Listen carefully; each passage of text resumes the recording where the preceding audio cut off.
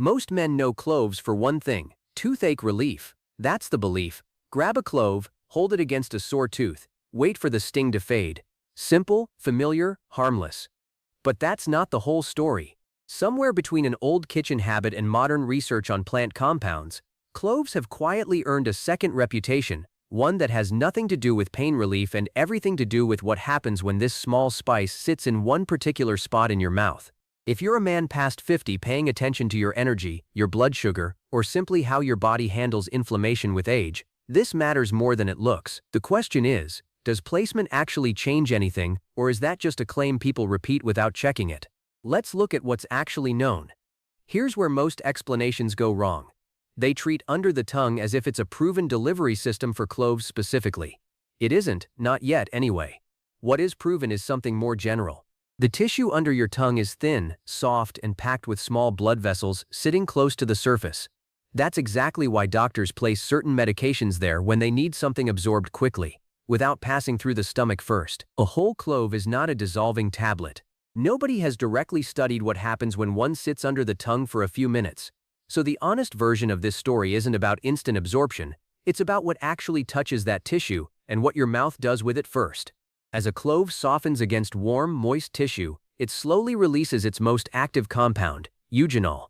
This is the sharp, warm-tasting oil responsible for that familiar tingling sensation, and the same compound dentists have relied on for generations to numb pain and calm irritated tissue.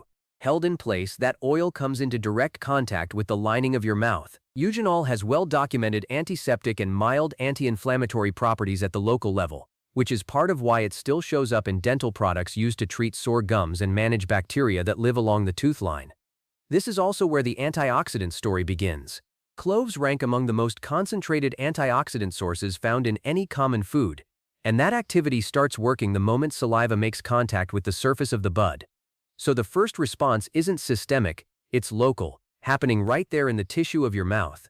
And that local response is only the opening chapter of what this spice may be doing. This is where the sublingual principle becomes genuinely interesting, and where the story needs to stay careful.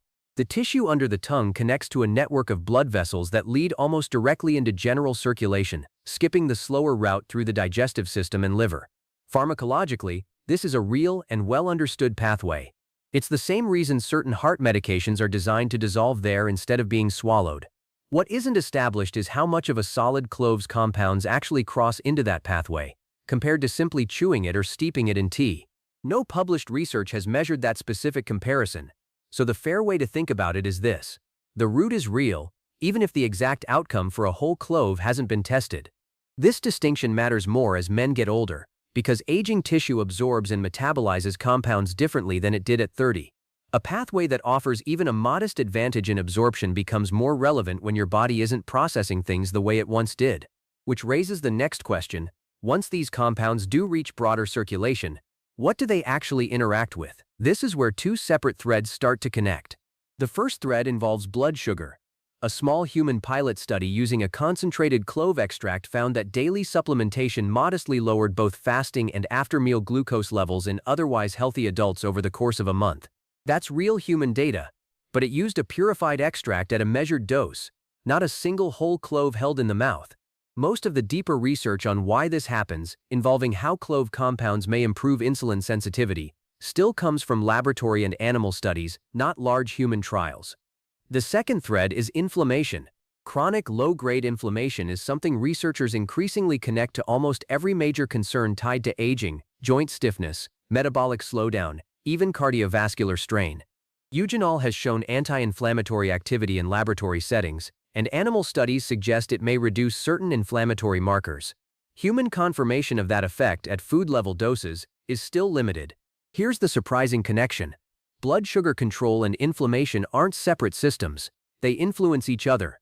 Elevated blood sugar tends to worsen inflammation, and inflammation tends to worsen blood sugar regulation. A compound that plausibly touches both, even modestly, is more interesting than one that only does one job. That overlap is exactly why this ordinary spice keeps resurfacing in metabolic health research, and why understanding who it may help most matters next. This isn't a fit for everyone in the same way, and it helps to be specific about who this information is really for. Men in their 50s, 60s, and beyond who've noticed their energy isn't quite what it used to be, or who've been told by a doctor to keep an eye on blood sugar without yet needing medication, are the group most likely to find this relevant. So are men managing everyday joint stiffness or low-grade inflammation that seems to show up more with each passing year. It also matters for anyone already eating a reasonably balanced diet, since a single spice works best as an addition to good habits, not a substitute for them. Someone relying heavily on processed food and expecting one clove to offset that pattern will be disappointed.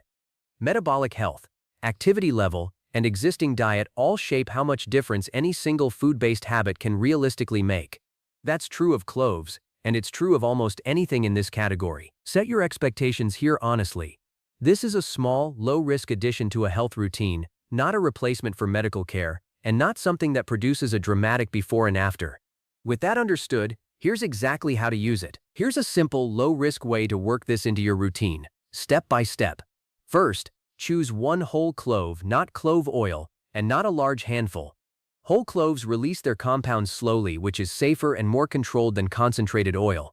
Second, place it under your tongue and let it sit there, undisturbed for about 5 minutes. Don't chew it right away. This gives the surrounding tissue time to make contact with the released oils. Third, pay attention to the sensation. A warm, tingling feeling is normal and expected. Sharp pain, burning, or numbness spreading beyond the local area is not. If that happens, remove it and rinse your mouth. Fourth, after the 5 minutes, you can gently chew it or simply spit it out. Swallowing small amounts is generally considered harmless, but it isn't necessary for this practice. Fifth, limit this to once per day and treat it as an occasional habit rather than something you do multiple times daily. More frequent use doesn't mean stronger benefits, it mainly increases the chance of mouth irritation. Finally, give it time. This is a small, cumulative habit, not a same-day fix. If you don't notice anything after the first few tries, that's expected and normal. The most common mistake is assuming that more is better. Concentrated clove oil is far stronger than a whole clove, and using it undiluted in the mouth can cause burning, blistering, or irritation of the gums and inner cheek. Never substitute clove oil for a whole clove in this practice. If you're allergic to cloves or related spices, avoid this entirely. Allergic reactions, while uncommon, can affect the mouth and throat. 2 medication interactions deserve real attention. Cloves may have a mild effect on blood clotting, so if you take blood-thinning medication or you have surgery coming up, talk to your doctor before adding this habit. And because clove compounds may modestly affect blood sugar, anyone taking insulin or other blood sugar-lowering medication should monitor their levels and check with their healthcare provider first, since combining effects could push blood sugar lower than intended. This practice also isn't a treatment for diabetes, high blood pressure, or chronic inflammation, and it doesn't replace medication or medical guidance. Anyone with liver or kidney conditions, or anyone pregnant or breastfeeding, should check with a professional before making this a regular habit. None of this is meant to alarm you, it's meant to help you use something genuinely useful, correctly. There's something worth sitting with here. This isn't really a story about a miracle spice. It's a story about paying closer attention to something you already own. The value isn't in blind repetition, it's in understanding why a habit might help, what's actually been tested, and what hasn't. That kind of knowledge is worth more than any trend, because it lets you make decisions with your eyes open instead of just following along. Here's a simple challenge. Try this for 1 week. Not because it will transform your health overnight, it won't, but because paying attention to how your body responds to small, consistent habits is a skill worth building at any age. Consistency, not intensity, is usually what separates a habit that quietly helps from one that gets abandoned after 3 days. If this gave you a clearer, more honest picture of something sitting in your spice cabinet, that's exactly the kind of understanding worth holding on to, so give this a like if it helped. Subscribe if you want more of these straightforward, evidence-based breakdowns instead of exaggerated health claims. Share this with someone who's been curious about natural habits for blood sugar or energy, especially if they could use a clearer explanation than what's out there. And in the comments, let us know, is this a habit you'd actually try, or one you'd want to see tested further first? Small, well-understood habits, practiced consistently, that's usually where real healthy aging comes from.